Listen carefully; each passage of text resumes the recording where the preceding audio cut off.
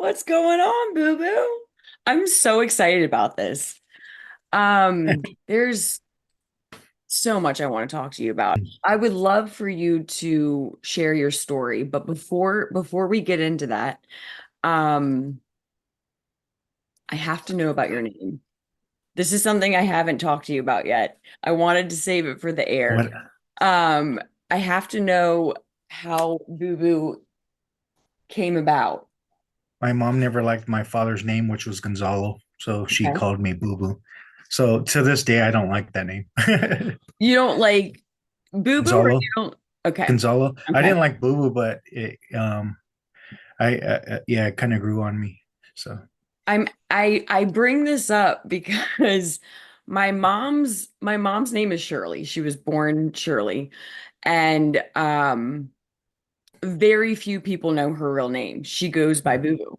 Boo or Boo Boo. I mean, her whole life. Like really, Shirley, yes. wow. Yes. Like her pillow in her bedroom says, "Hey Boo." Like there are signs all over the house that say Boo. And so I had to ask you. I think it's hilarious. She's excited for this interview simply because of Look your at name. So look I at. had to, oh my gosh, Mom, you see this? You need to get that too. Well, I used to fight when I was before my awakening. I used to fight a lot, so I would I put these on my hands so they know who hit them. So stupid, like Wow. so small-minded, ignorant, so Uh dumb. no, it's not dumb. It's your That's story. just my. I like this is a perfect segue. I would love for you to um start wherever you want to start, but I definitely want you to share your story. I just feel like your story will it has the potential, depending on how it's received, to change so many people's lives. You are so unassuming. Um, Something we are great at is creating stereotypes. And I think your Yeah. story will put to rest so many of those.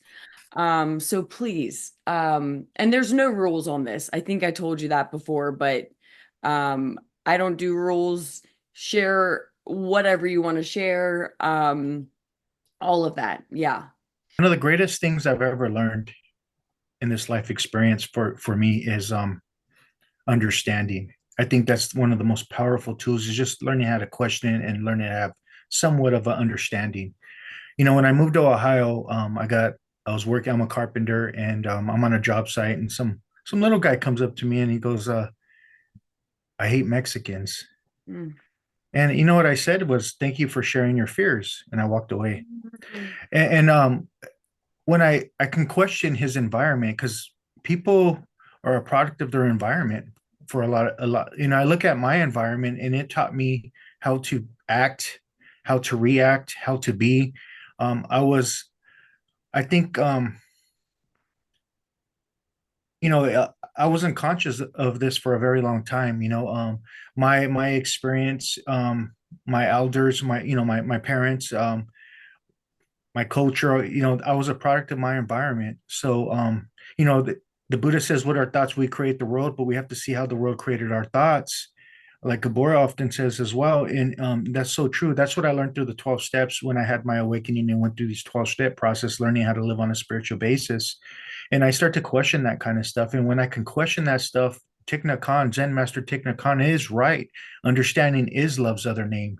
Now, I don't have to agree with this person's behavior, but I don't have to be so sensitive to it. I can have understanding and be more compassionate with them. Oh, that's why they're acting like this. That's why they have so much hate, anger, discrimination. And then when you can see it in myself and how that developed in myself, I have more compassion for others as well. Mhm. Even just questioning helps that bring that manifest that. So that's one of the greatest things I've learned. And I look back at my life, and when I started to really look at my life and how I was brought up and all the belief systems that were put upon me and stuff like that, and how trauma affected my brain development and fogged up my window of perception, I had more compassion for myself as well. I no longer hated myself. I was brought up in a gang neighbor family. Most of my family members were gang members. Um, I grew up in the hood. My dad was shot 5 times in 2 different occasions. He was stabbed in the face, had a slice. He was all tatted up. He had a teardrop. Um, Wow. and my mom I'm was sorry to sliced. interrupt. Was this Oh in no, LA? You were born yes, is in it? LA, Yeah, I'm right? from LA. Okay. Yeah, Okay. Sorry. no, no problem. And my mother was sliced in the back over 50 times. She had a hard life, and you know, there's that we all got tattoos, mi vida loca, the 3 dots, and and that's what I was being programmed to be. Mm, And I look at my environment, and as I'm a little young boy, when I'm watching Hollywood movies, from Hollywood, all I see is my kind wearing this spacesuit, mm, that are thugs, drug dealers, illiterate, convicts, rapists, and so on. So that's already being some messaging that they're putting in my brain, these mhm, Hollywood elites, mm, and to control the masses of certain groups. And I didn't know that for a long time. So when I had my awakening, I had to start changing my story and helping change the story for others. And that's one of the reasons why I put my podcast together, um, to look at things at a broader lens, mm, But I didn't know that for a very long time. I was completely unconscious or asleep to all this stuff. So I was easily manipulated or controlled. But my parents had a party spot. Did drugs, alcohol, a lot of violence. That was normal for me. That became my norm, in my life and in my little universe in my brain. And I would watch people come into my house. Some would have this respect that I wanted. Like I noticed that with certain men that walked in the room, they had this respect that everyone and the way people were acting towards them. And I felt like that was missing in me already, signs of some form of trauma. Because all trauma is a loss, disconnection of self, and how it destroys us inside, disconnects us. mm, And I already felt different. I already felt separated, not good enough. That voice in the head was already getting strong in me. So I wanted what they had.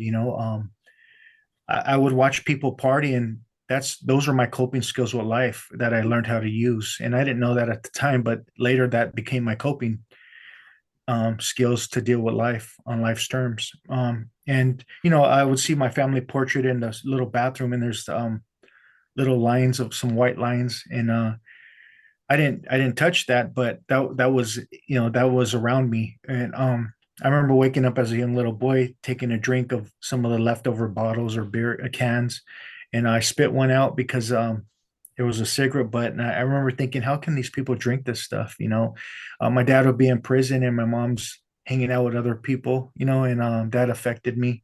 mhm, Um, I was just a little boy that didn't know how to communicate. mhm, Gabor Mate says children are narcissists. They take everything personal, like because we don't know how to talk about things. We don't know how to process things correctly. So it created wrong perception early on. Like the Buddha says, most people suffer from wrong perception, mm, and I suffered from wrong. I started to suffer from wrong perception, and that voice in the head got louder. Not good enough, not lovable. So when you tell me to play sports in school, I'm the best athlete that you're going to pick. If it's football, I'm the quarterback or receiver. If you tell me to play basketball, you're picking me first, et cetera, et cetera. You tell me to fight, I'm going to drop the kid. It's mm, because I felt less than, so I needed to portray myself and already putting up that persona as greater than, because deep down inside, I felt unlovable, not good enough, weak. My dad would beat me a lot, and it made me feel really weak and powerless. mm, So I had to portray this tough guy image to everyone, because deep down inside, I'm scared. I'm a scared little boy. I'm frightened. Um, all these little tattoos are just because I need to put up this image, at the time. And my dad would beat me and he didn't always beat me like he was my father and my mother and father weren't just mean people. I think it's important to put that out there. They mhm, love me to death as well. But the hardest part was like around seventh grade when my mother told me and my two sisters that my father left us, and it was hard. I remember punching my first person I've ever punched was in, like, I think kindergarten, and I got relief from that. So mm, I started to punch people when I got mad at them, but I wasn't like a bully because I didn't like bullies. I actually would try to punch the bullies. Um, and I'm not the biggest or toughest guy in the world. I'm just a scared little boy, right? And I want to rewind it because when I'd be playing with the rest of the kids around the neighborhood, and I um I would see my dad's friends come out of the house, and next you know they're stabbing each other in front of us, Mm. or the ambulance coming to revive my father. And see, I didn't know how to process that kind of stuff. It just really drew a lot of confusion. So when my dad leaves us, I took the blame, as I said, what Gabor said earlier. I didn't know how to process, so it's my fault. If I would have been more lovable, a better son, my Mm. dad wouldn't have done this stuff. It's like we automatically go into victimese. I always say my first language wasn't English or Spanish. When I come to the 12-step community, it was victimese, I love and that I you was a started victim. that. If you had my parents, my upbringing, but so I get jumped into a gang. I put a friend request in, and it's not in the neighborhood. I mean, in the neighborhood, and it's not on Facebook. It's in the neighborhood. And when you put a friend request in, guys surround you and they jump you into the neighborhood. And I Mm. got jumped into a neighborhood with my friend Johnny, who later passed away. But um, yeah, we get jumped into this collective ego, and I'm doing things I don't want to do. And I think there was an unconscious part of me. If I just join the same and live the same lifestyle as my parents, maybe they'll pay more attention to me. Mm. Yeah, and I always tell people we don't join gangs to be bad people. I know a lot of my friends I can speak for, and me myself, we didn't join to be bad. We joined because we felt like something was missing. We want to feel more loved, a part of a somebody, because deep down inside we felt like a nobody, and so we joined this neighborhood. And I remember summertime came between seventh and eighth grade, and we're at a party, and they're passing around that liquor that I spit out at my when I was 8 years old. And I just they gave me a cup, and I just chugged it because I didn't want them to feel like I don't want anyone to think I was a chump, right? Mm. And so I was chugging this liquor, this beer, and then I drank a few shots of tequila, and I had a shift in perception. That slot machine mind Mhm. stopped, and I call that alcoholic yoga. And I felt Mm. that union with God, and my from that point on, the effects of alcohol or dopamine gave me relief. My mind and body recorded a solution. I don't call any type of addiction disease. I think it's an attempt to escape human suffering. And when I experienced that, that was my go-to to deal with life. And the more I did it, it became a deadly habit. And I always say a habit is when your body can do something better than your conscious mind. Mm. Yeah. And the more I repeat that, the harder it is to break. Like belief systems, for an example. So that's kind of how it all got started for me with alcohol addiction. Where did that turn? How long were you like in the thick of that addiction, and where did that change?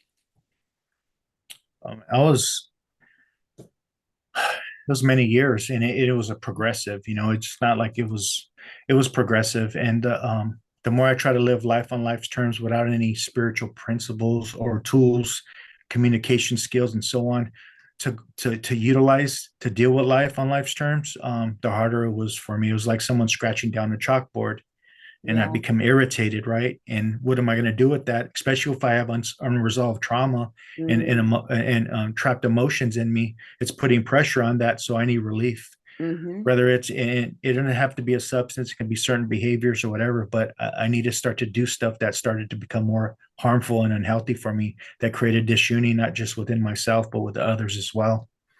Yeah. So in the 12-step community, they say the alcoholic is like a tornado roaring their way through the lives of others. And that's exactly what happened to me. I started to hurt a lot of people because hurt people hurt people. Mm-hmm.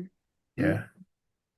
And the things that we do to mask whatever it is, trauma, pain, whatever it is that we're masking, it's like you said, well, we think it's a solution, but it's really it's just masking it. So it's a temporary solution. So once it's almost like you as time goes on, you become immune to that solution because it's not really fixing the problem. It's temporary. So it's so easy for someone to, once they've addressed quote unquote their problems with masking it by with something else, by masking it with something else. Um, it's so easy for that snowball to then just run wild and speed up. And if a beer was helping you mask your pain one day, the more you do that, sooner or later you're going to need a second beer, and then you're going to need a third, and then you're going to need a fourth. You know what I mean? Like we when we use an outside source to mask whatever it is that we're masking, it's such a slippery slope. It's so easy for us to just stay on that path. And what happens is why we're going to need more is because the more we chronically use, um, the those receptors become desensitized. So Mhm. I'm always going to need more. It's not doing the magic like it did Yeah. when I first took a drink. So I started to up my usage and I started to up my behaviors. And it got worse. The magic's not really, the medicine's not working as it used to do. And so yeah, it just got really bad. And then the pain's piling up. Because I'm like this trash compactor, right? And it's stocking up. And so I need to up it, up it. And it's insanity, right? And so yeah, I experienced my father die. I lost my family. I got a my it's all kinds of events. I ended up becoming homeless. I don't know if you want me to talk about any of those, but Yeah, feel free to share. I mean, whatever you feel comfortable sharing, feel free to well, share. my father came back into my life early on when I was in my 20s, and he came back into my life and he tried to be a father to me, and I didn't know that at the time. My drinking's escalated a lot, and my dad's trying to apologize and he's trying to be there, and I just wasn't ready for that. I put up this little image, right? But deep down inside, there was a part of me that really wanted to have my father in my life. Yeah. But I was still hurt. I was still hurt from him, and well, one day he asked me to take him to the emergency room. And when I took him to the emergency room in Long Beach, California, he laid out his whole life with me. And Mm, he apologized for this and apologized for this. And at the time, I wasn't ready for that. I kept thinking, like, why is he telling me all this stuff? Right. Um, we finally, he finally started to really just explain stuff. And like I was kind of blocking it out in a way, but later down the line, when I was ready to listen, I replayed everything, that memory, and I realized my dad's trying to make an amends with me. mm, Well, I called my sister that day and I says, you might want to call dad because I think he's not going to be here much longer. I felt like this sense of death around my father. And the weekend comes, he comes to my house, he's knocking on my door and wanted me to go to church with him. He was, by this time, he was like sober. He was a changed man. He removed his teardrop. He was trying to dress different and just be a different person. And he was a different person now. But I just got home from partying all night. And I told him to come back after church, hoping he didn't come back. He knocks on my door, and I talked him into flying this remote control airplane when he wanted to work on my El Camino I was restoring. He was a mechanic, but his brother was flying a remote control airplane. So we dropped off his car.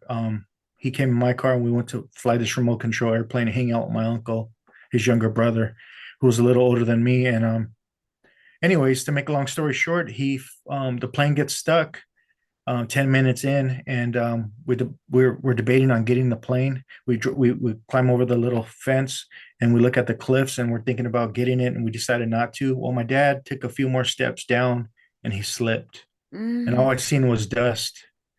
um, I ran around down the stairs and about a mile away. I ran into the rocks, and caught up to my dad's body, and he's compressed against the rocks. And I mm, grabbed him and I'm holding him, and I started to cry. And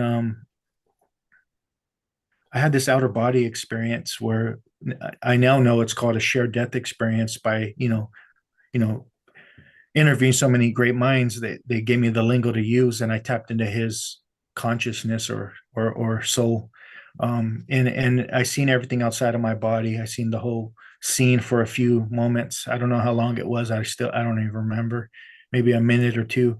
But I seen everything outside of my body, the whole situation, the whole scene from above. And I think that was my dad's way of telling me that there's no such thing as death. mm, But when I snapped out of that, I was in a lot of pain. I numbed myself. I didn't want to feel. I got my drinking escalated, and a couple of days later, my brother-in-law um, got shot in the head. He got shot in the head, and that hurt me. It was really hard because I talked him into. I told him I wanted to be a fireman, but I never had the grades to do that. And he went forward and did that, and he became a paramedic. And he was trying to get in the fire departments. He's applying everywhere, and he actually when he got shot, he was still in his uniform.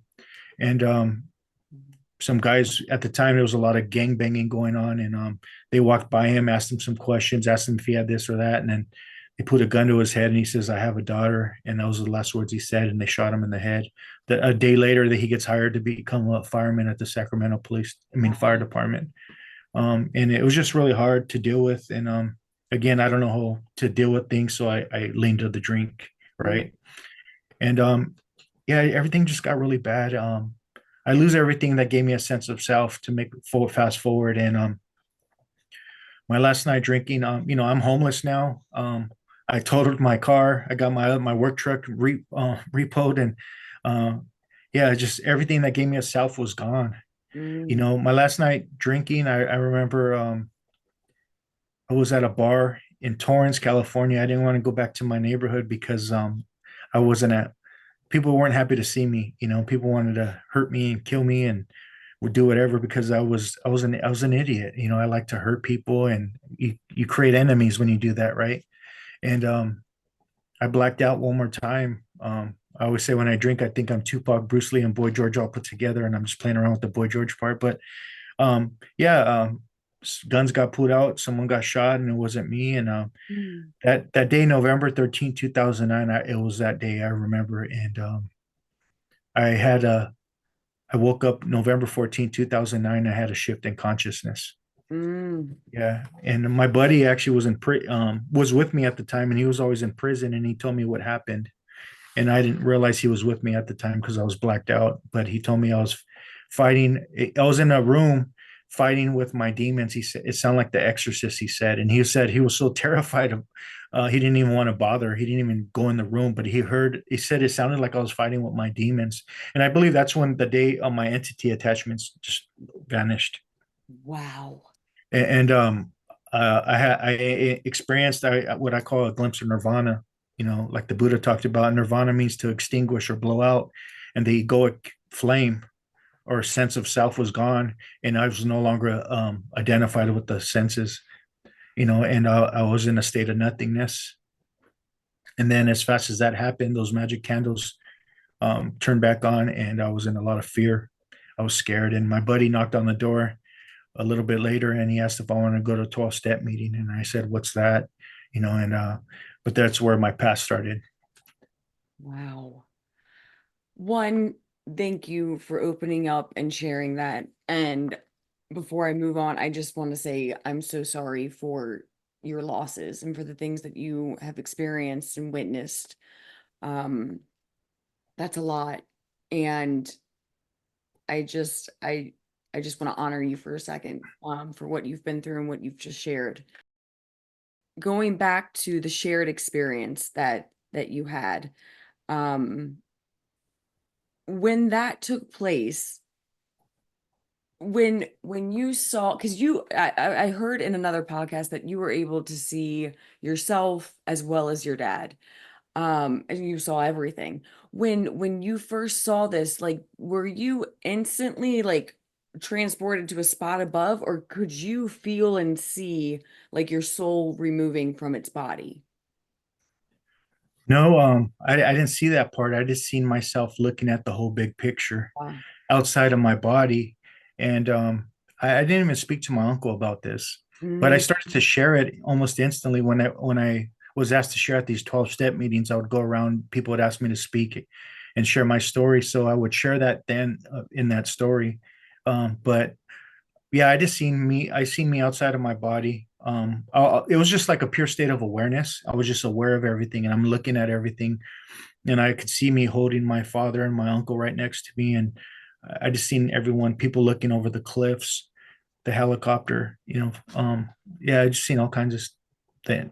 the scene. When this was happening, did it feel like, because I've heard so many people talk about um out of body experiences or near death experiences, and people talk about this when they get into car accidents and things like that, where it's almost like time stops, or it's like everything's moving quickly but at the same time like in slow motion. Did you experience any of that? Like, did time feel distorted in any way, shape, or form when you were viewing what was happening? I didn't feel any time, but I did experience a timeless, eternal now moment Mhm. later. But I I don't know if I tapped into my dad's consciousness either. Could I have tapped into my dad's consciousness, looking at everything? Yeah, It's just hard to explain. But interesting. That's a good point. Huh. yeah, but I did have an experience in Ohio where I was in the eternal now, where I was no longer identified with anything. There was no thinking, no conditioned mind existed beyond space and time.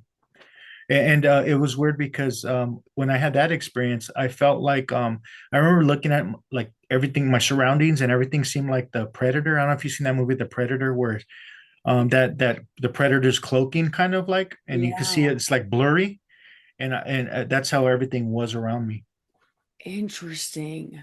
Wow. I want to go back to your childhood for a minute because I've heard you say in other podcasts that, um, I mean, just looking at your shelves behind you, you're clearly well read. You are able to spit out information and quote people, and I mean, it's that's something I have struggled with in the past, and like just retaining information is hard for me. I'm more big picture when I in the sense of how I can, like if I'm reading a book, I'm not remembering like a line from it. Like it's gonna be more the overall like feel of it, or you know what I mean? So your mind works in a fascinating way. And I did hear you say, forget who you were speaking with, but you mentioned that you technically you have a ninth grade education level, right? Was that, is that, did I hear that right? That you didn't know how to read and that you didn't graduate from high school. Is that correct? Yeah, I don't have education under my belt. I only went just to get people to ditch school and We would have been friends. and gang bang, but on people. But no, yeah, I really I stopped paying attention after sixth grade after my dad left, to be honest, Mhm. and I went from the star athlete to he can't do any sports anymore because he don't have the grades, and yeah, I learned how to read on my own, and Incredible. well, I had a little help with people, but yeah, I had to learn how to read later down the line. But yeah, I don't have any education under my, Well, on paper. yeah, Clearly, you've got some education. kind of like Malcolm X. I Wisdom got that my everyone education. needs to hear. Which is, gosh, I wasn't going to go in this direction, but that just goes to show our education system and the cracks in it. And one, teaching yourself anything is hard, I think. It's harder.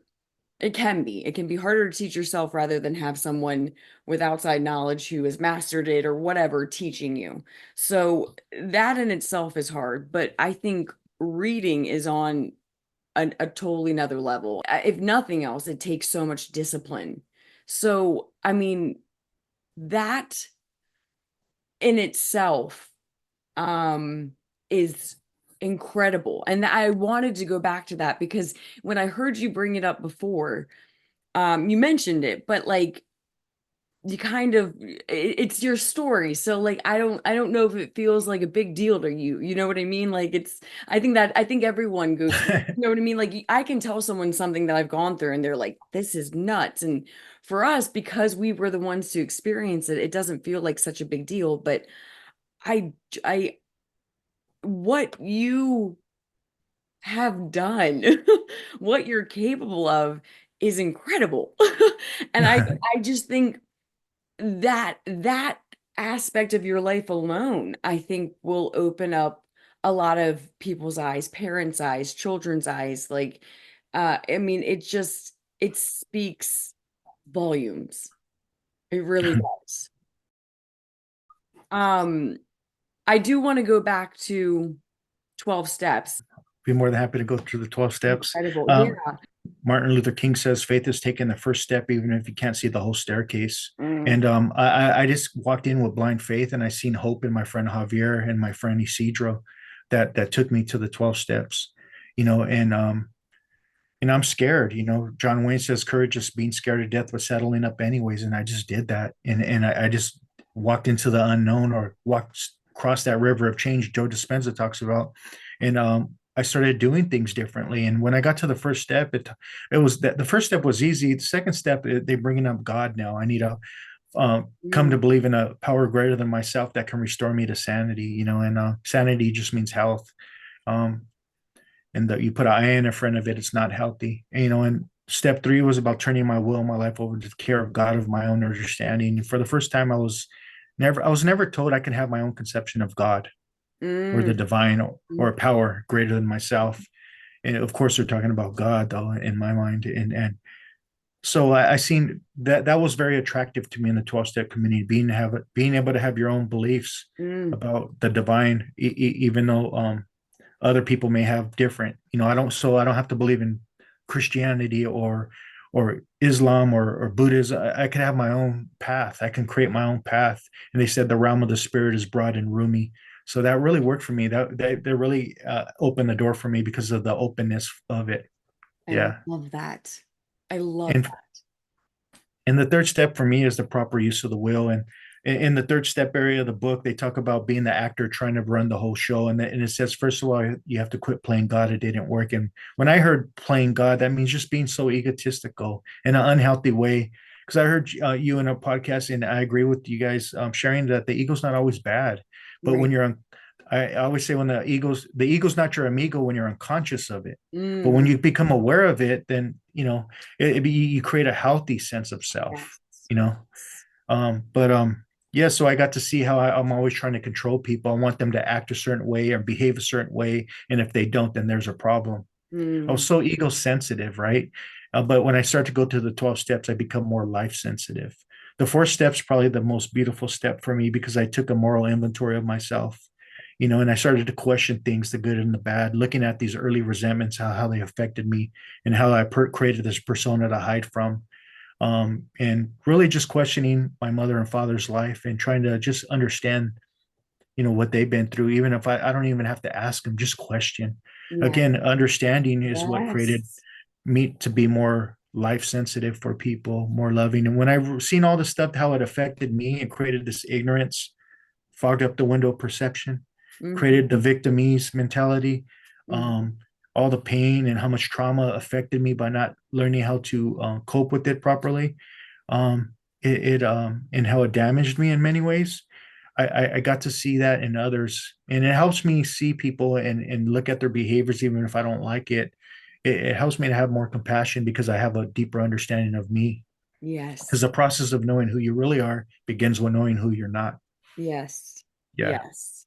Yes. The fifth steps, these principles are on every religion. Yeah. And, and, I and have heard that. Yes. yeah, and they're just borrowed and written in a way where people that are suffering from alcoholism or addiction can utilize and transform from, right? So the fifth step's about taking a more admitting to God and to another human being the exact natures of your wrongs.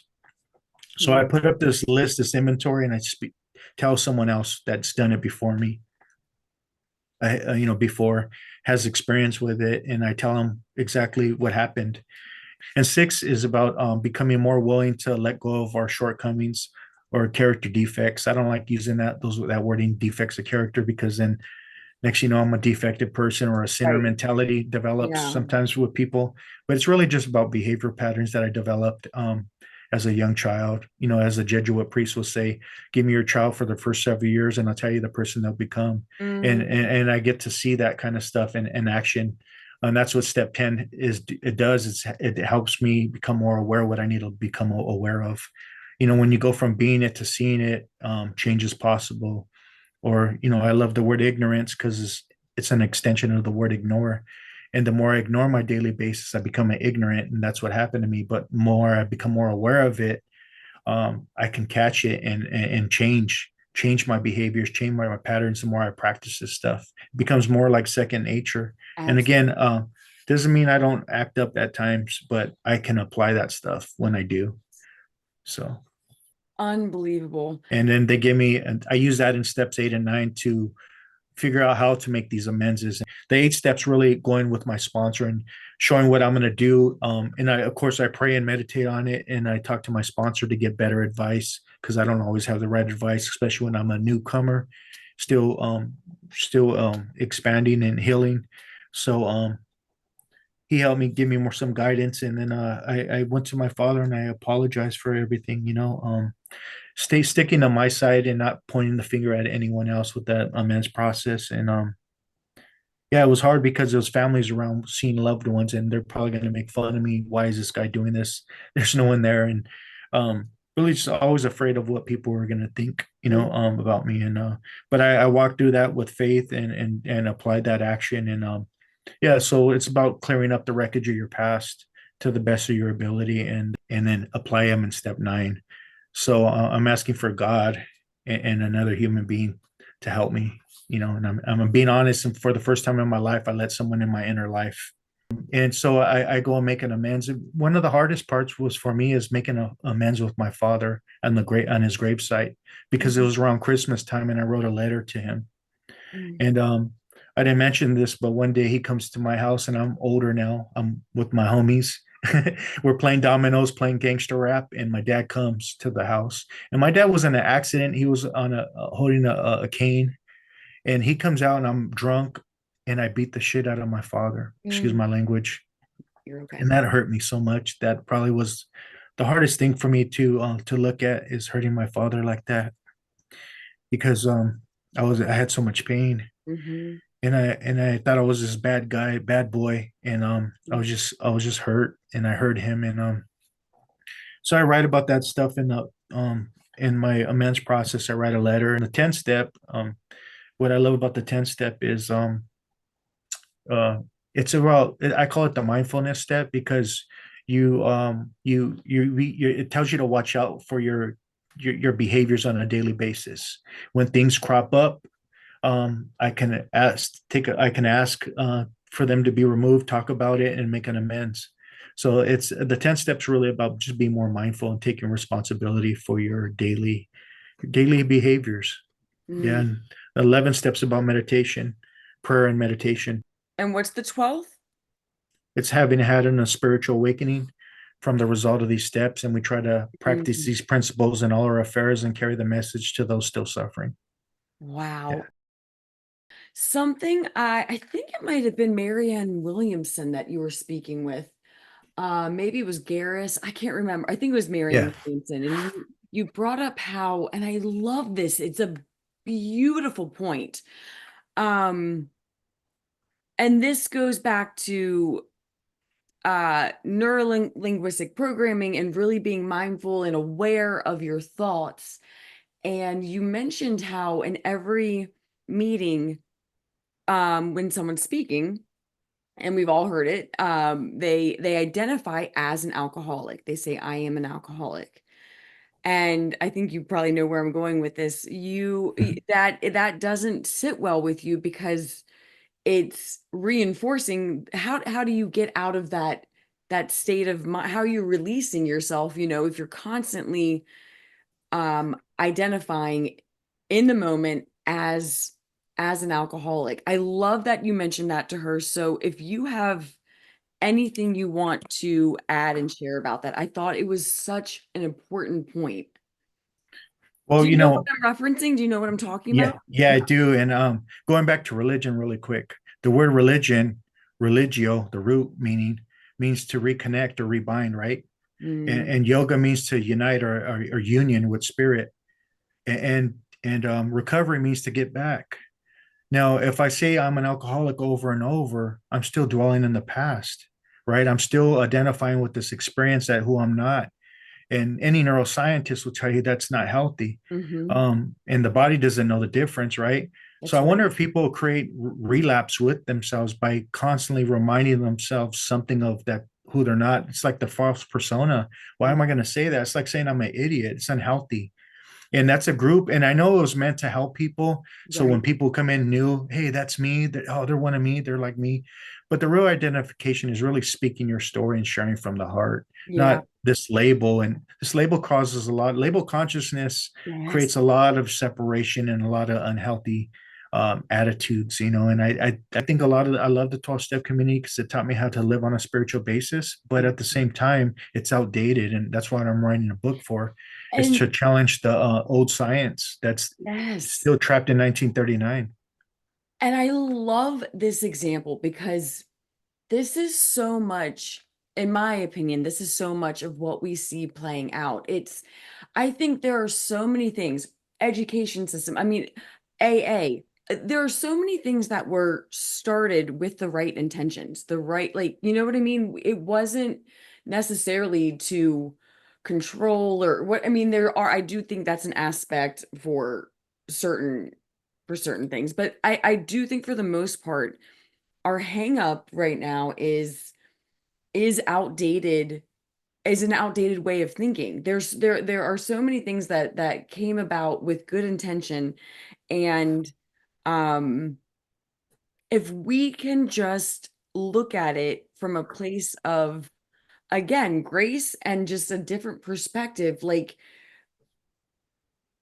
we're not I, I hope no one hears me bashing on AA. I think it's wonderful.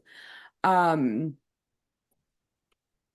but we do, there are understandings that we're beginning to have now that we really do need to consider.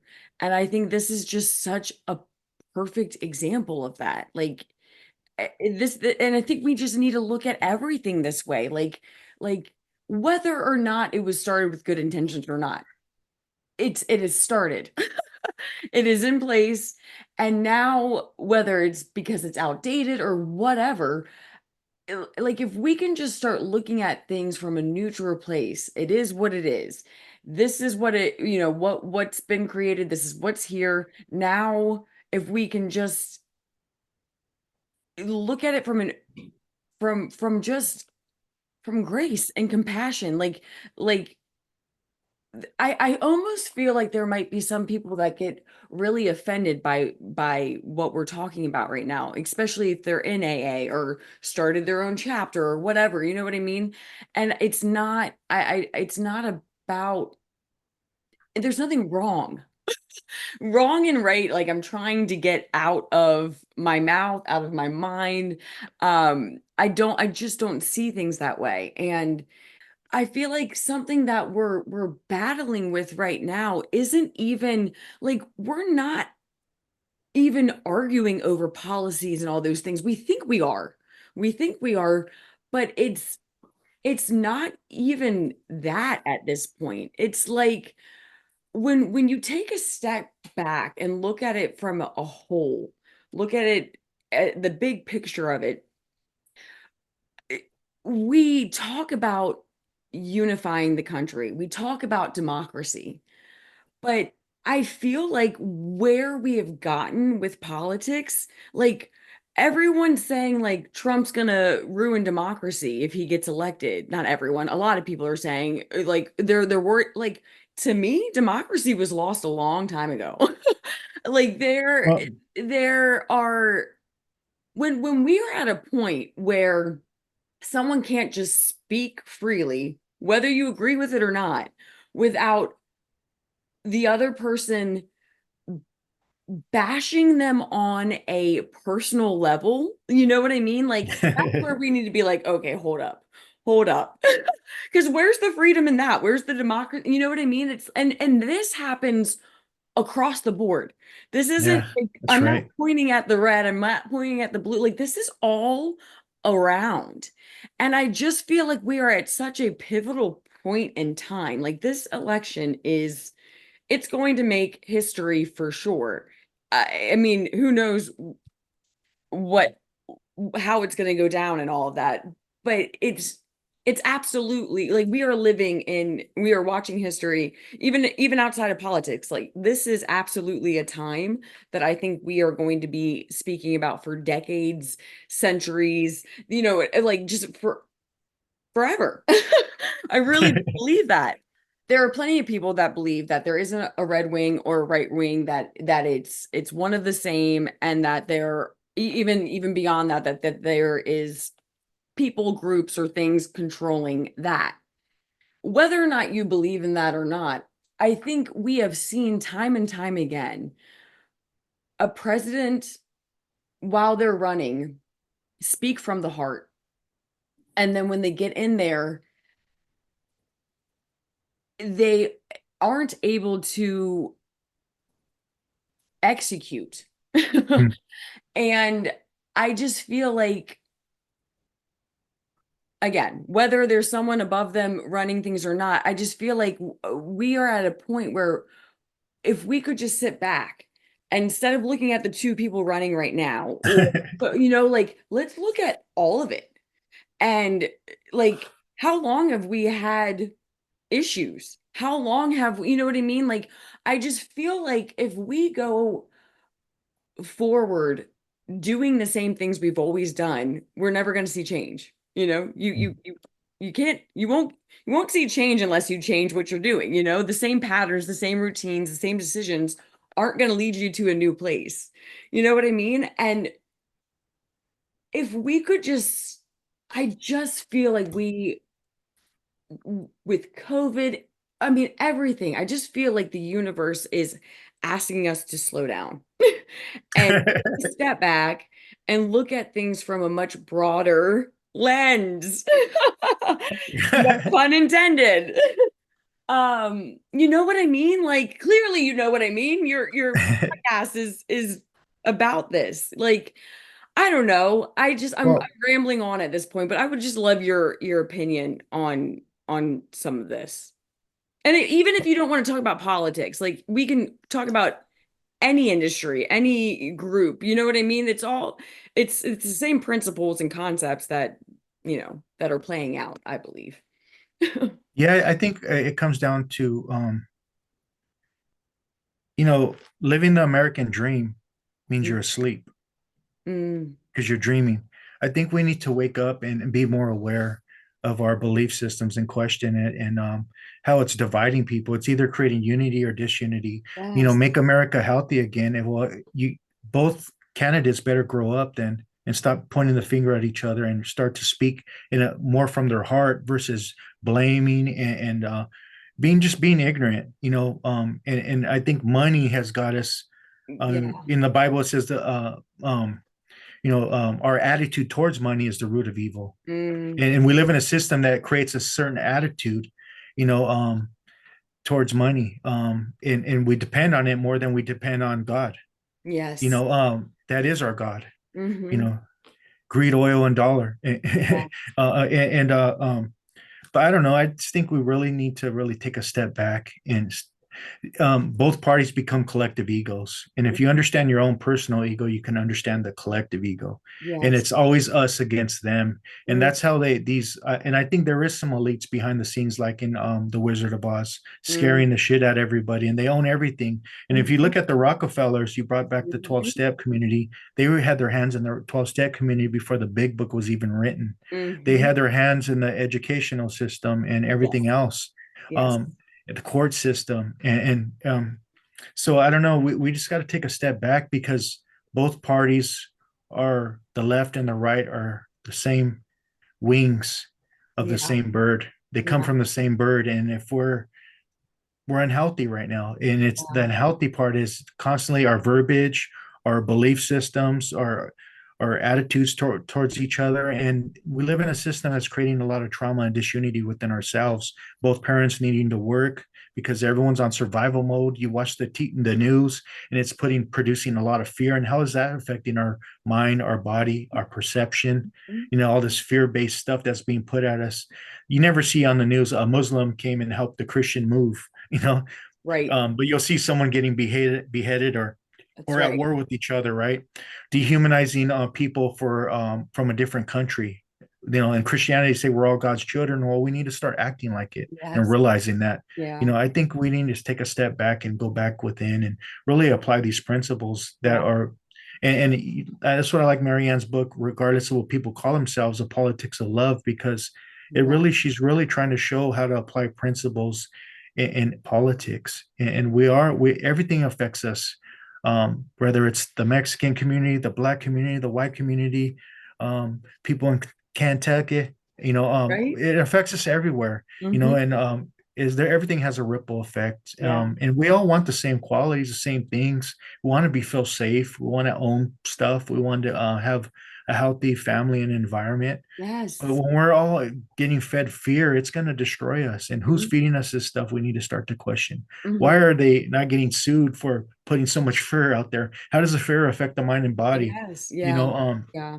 even with the thing that we went through, all this isolation, we had to isolate, separate each other 6 feet from apart from each, wearing masks and stuff like that was scaring the hell out of people. Hmm. When in reality, like the masks didn't really do much, and many scientists said that, but they couldn't even speak out.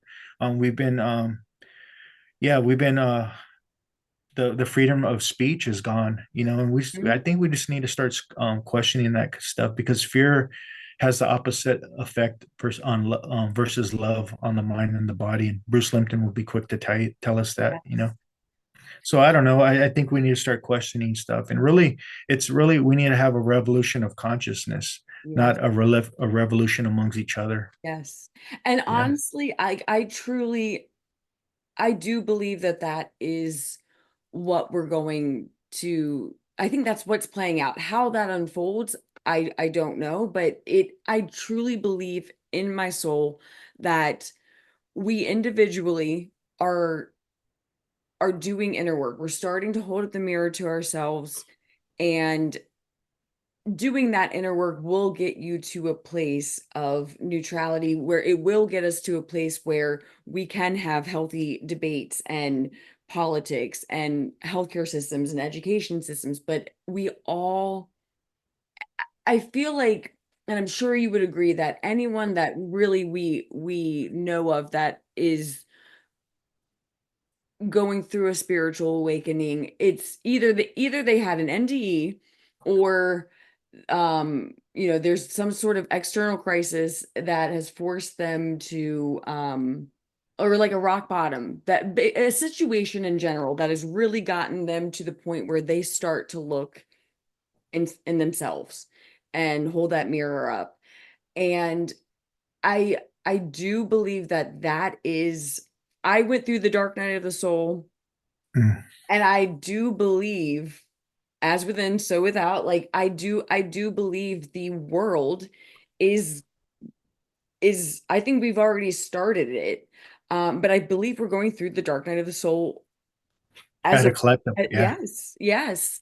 And I'm bringing this up because I just feel like there are so many people right now that aren't hopeful, and they are so focused on the fear and the anger. There's so much anger. There's so much pointing. Mhm. And I mean, we literally have we are our leaders are grown adults that are responding as though we are 7-year-olds at recess. You know what I mean? Like it's very interesting to watch. And I'm when I say this, it's not coming from a place of judgment.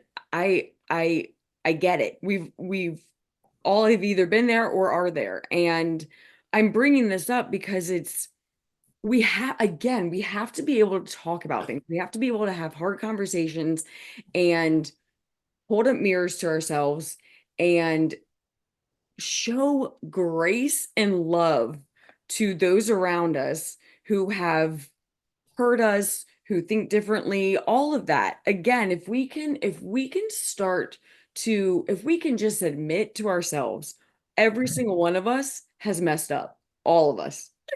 We've all done it. and just have grace for the person standing next to us who is also messed up. Like if we can just say, okay, we've done that. We've been there, we've done that. Yes, I'm sorry. Please forgive me. I forgive you. Now let's sit down and come up with a plan. And I do think I just want to give people some hope that I truly do believe that the world is going through the dark night of the soul, and it feels heavy right now. It's going to continue to feel heavy for some time, however long that takes us to get through it. But I know anyone that has gone through the dark night of the soul knows what's on the other side of that. And I mean, we're all still, I think we should all do inner work for the rest of our lives. I want people to, one, have some hope, and two, ask themselves, where do I stand in this? What am I doing? What is my role in this? Am I pointing the finger at someone else instead of myself? You know what I mean? Like if we could just, again, slow down, take a step back, see things from a wider perspective, a broader lens, and ask ourselves what is our role in any given moment. What are we adding to a situation? Is it fear? Is it hate? Is it unforgiveness, or is it compassion and insight and love? You know what I mean? I mean, we really the answers sound so trite and cliche and unoriginal, and you know what I mean? But they those are the answers. Like love, love is the answer. It's that simple, like truly. And that includes loving yourself as well as others. And I mean, the only way you can love others if you love yourself first. And I do think we are going through all of that. The more we are aware of like what's really happening energetically and spiritually, then we can make better decisions. You know what I mean? Like we can, yeah. I don't know. Please No, feel you're free right. to jump in. No, I think if you're running for president, you should have some kind of proof that you've done shadow work. Kennedy I and love Marianne that. Williamson are probably the only ones that have done any shadow work. Yeah. You have to do some shadow work, and work on yourself. I like what Gabor did. He pointed out the finger on Trump and on Clinton, Hillary Clinton, and he showed exactly how they never dealt with their traumas, and Mm, he pointed out their behaviors, and they should be able to, because we're asking someone to lead us, and we also need in my opinion, I think we need to stop looking for a savior, and yes. because the savior's within ourselves. Yes. We're trained to have a savior in religion and politics and so on, and instead of looking for someone wearing a costume or a label, we need to look at having the second comings within us, Yeah. not just as individual but at a collective level as well. And so we need to kind of help. That's why I love this podcast, because you're giving people hope, and hope, the acronym for hope is help other people evolve. And that's what you're doing. And that's what we got to do. We got to continue to help everyone wake up to their own Buddha nature, Yeah. yeah. So I think we need to take a step back and start questioning stuff within ourselves, and Yes. take responsibility for ourselves and help each other, you know, get through this stuff, because without the mud, there's no lotus flower. I do believe we're going to have a collective Yes. awakening. It's happening Yeah. slowly. The flowers starting to open slowly, but yeah, we just got to stop pointing the finger, stop watching our language. The only way to make America healthy again is by shifting our consciousness, because you can't Mhm. solve your problems on that same level of consciousness that continues to create the problem at a collective level. We got to be more in tune, to be more with love and kindness and compassion, basically what Jesus taught, or the Buddha taught, or Krishna taught, Mhm. or all of them, the great ones taught. Yes. I mean, it's been repeated, but we still continue to not apply that stuff. And when we don't, we create disunity.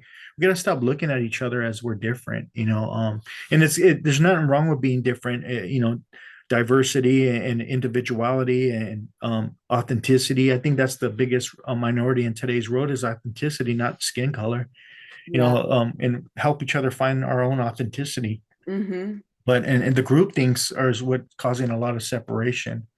The, Yes, the group thinks because it robs you from authenticity. And if you absolutely. don't think like everyone else in Yes. this group, then you become a collective ego, and now it's us against them mentality. And it goes So, back to what you were saying earlier about like labels and identity. Like for me, the more I resisted all of this, I mean, the my soul was ready for a lot of things. My mind, not so much.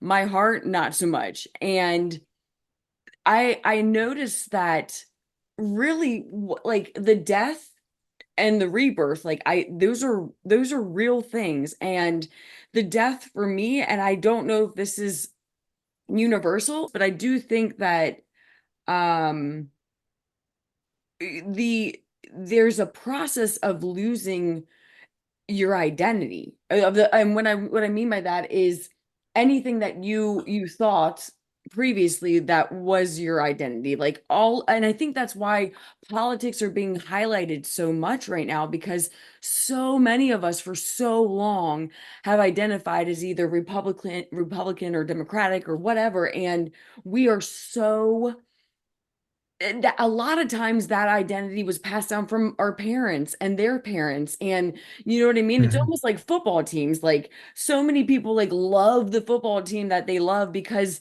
their grandfather Yeah, sat at home and watched every game with them, you know what I mean. Like it's and or religion. I exactly all of it, like I get it. But I think what we're going to see as a whole, individually and as a whole, is the things that we identify as that aren't truly us. I think that's what's going to be shaken up. And I truly believe in my soul that we're going to get through it, and it's going to be beautiful on the other end of that. Again, going back to what you were saying about authenticity. I mean, if we're all labeled as a mother, a father, a CEO, a Republican, a Democrat, a teacher, whatever, all of those things can be taken away like that. If your kids are taken away, if your job is lost, if if we don't end up having an election, I mean, whatever, like there's all these labels, all these ways to identify ourselves that aren't us. And that's really the root of the problem. No one's being themselves, who God created them to be. Yeah. So it makes, honestly, if you ask me, it makes total sense that we're seeing all these things rise up the way that we are. I mean, on a logical level, it makes sense that they're rising up. On an energetic level, on a spiritual level, I mean, I truly think we are just seeing such an incredible time play out. And I do Mhm. think the answers are much more simple than we believe. I You're say right. that, I mean, going through an awakening, doing inner work, that's not easy. But I mean, it's much more simple in the fact that we do have the answers. We just have to accept them as our real truth, because we've been fed all these false beliefs, and we're trying to tackle these problems from a logical a logical mind. But all of our all of us have experienced trauma and pain and heartache, and we haven't been working through it, and it's why we are where we are. So I do, yeah, I think we are being I saw something on Facebook the other day and it said World War III is here and it's spiritual. Prepare your hearts. And I Mhm. like, I mean, I have goosebumps. That resonated with me so much, so much. I mean, we are literally watching it play out. And I'm smiling because I do think it's beautiful. I think anyone that has done some inner work realizes the Yeah. just looks at hardship so differently. I'm so like appreciative of going through hard things, and I'm smiling because I know that there will be a time where we're gonna look back at this and we're gonna say, thank God. All these people that were pointing at and we're upset with, and we're gonna be thanking them, like, thank you for showing me all the things that I wasn't seeing, or like, it's all it's a projection. Yeah, Yeah, it's yes. there's certain roles all for a reason. Yes. Yeah, it's all going to come together. Yes. But my the greatest one of the greatest sayings contributed to Jesus is blessed are the pure in heart, for they shall see God. And you talked about beliefs, and the more we question our beliefs, because beliefs create our identities, right? We see reality through the screen of our thinking. We question our beliefs within us. Are these really ours, or was this someone that gave? Did we? Did our parents give us these beliefs? That our Yeah. environment and so on? Hmm. Once we remove the beliefs and we find out who we really are, we can look through the lens of the heart. And Yes. we have a more of a pure heart. We're in a more of a pure state, and we shall see God in all things. Yeah. And instead of calling this person an illegal alien, maybe they're just a human being. They're one of God's children. Yes. We got to watch our verbiage and how that's harmful Yes. for people. Yes. Um, Even in the ghetto where I grew up, the Mexicans and the black kids, even some white kids using the N word with the A, that's still harmful. Um, Yes. it's Yes. just we got to watch our verbiage. We got to watch our the way we treat each other, and Absolutely. it just questions stuff. I think when we start to question stuff, we're all one. We're all one. We're all everyone is a everyone is connected. And Yeah. they all taught us that, and but we've forgotten that, and that's the problem. Absolutely. In Marianne's book, Politics of Love, she writes in one of her chapters, not being able to talk about politics or religion Hmm. is the reason why we got into this mess. Yes. Yes. And we're told not to talk. Oh, don't talk about that. Don't talk about. Well, if we can't talk about things, they build up. you Yes. know um and that's the problem. We can't talk. Everyone's so ego sensitive, and I think that's what we need to question within ourselves. We have a responsibility to Yeah. take to ask ourselves, why are we so ego sensitive? Why are we getting so angry? Why can't we just have a healthy dialogue with Yes. each other? Yes. And that's the problem. We can't talk about things. Yeah. And again, we're still looking for a savior outside of us. Hmm.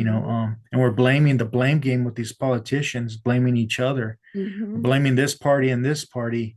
And I think we need to start to question that, Yeah. because yeah, it's hurting us. Needing to have two parents work, needing to have Yes. pay so much just to go to college. Yes. Uh, all this stuff is just for every ill there's a pill mentality.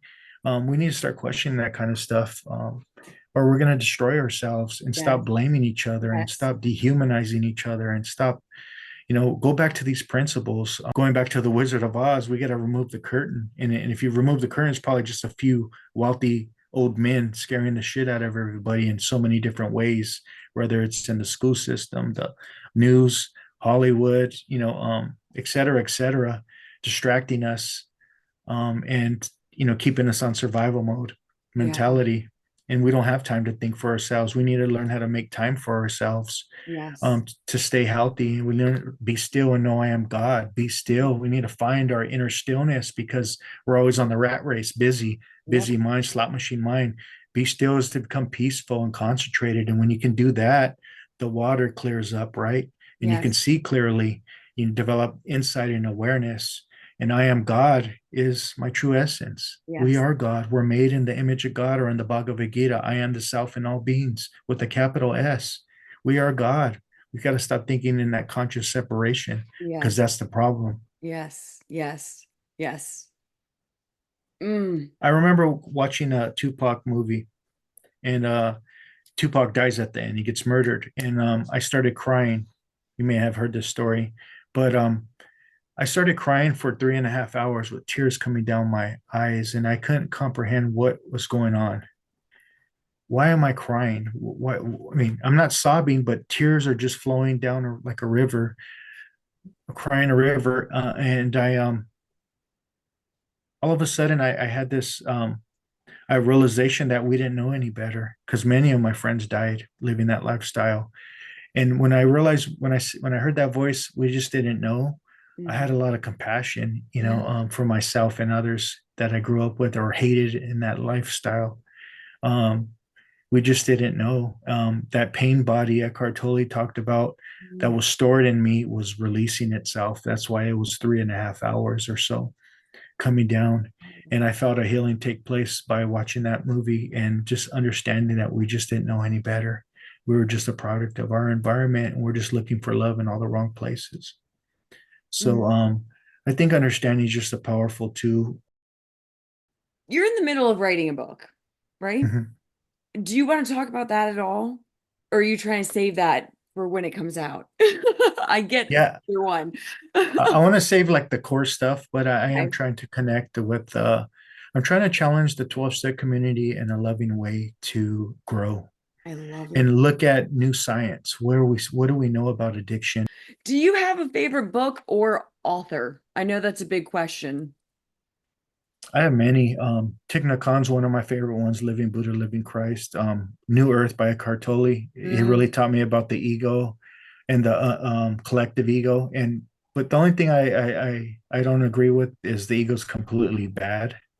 Um, that he agreed. kind of, Yeah, but those are some beautiful books for me. love it. Any final words? Well, we talked about alcoholism, addiction. We talked about the human experience. We talked about God. We talked about love. And I always end it with, the deepest part about being an alcoholic is being a human being. And the deepest part about being a human being is my oneness with God. And the deepest part about my oneness with God or my divine essence is being able to apply this love in this reality. And I think that's a beautiful thing. And I hope we all can get back to that and help remember from our forgetfulness is the problem. We think we're Mm, different but we're all one. We're all connected. And if we could remember that, this world will be a better place. yeah, I Yeah. love So it. I love it. Boo Boo, you have such a great heart. You have so much wisdom. I love the fact that I've been connected to you. You are a friend of anyone that is a friend of Jade and Michelle is absolutely a friend of mine. I feel honored to know you. I'm so thankful for you coming on the podcast, and I can't thank you enough for just the help that you've given me through this. Without me even asking you, you have volunteered yourself. Yeah, it's just beautiful. I think you're gonna change so many lives. I think you already have, but I um I don't think you realize the amount. I really don't. I think you're moving mountains without even realizing it. I And I'm appreciate it. honored to know you. I think you have a beautiful soul.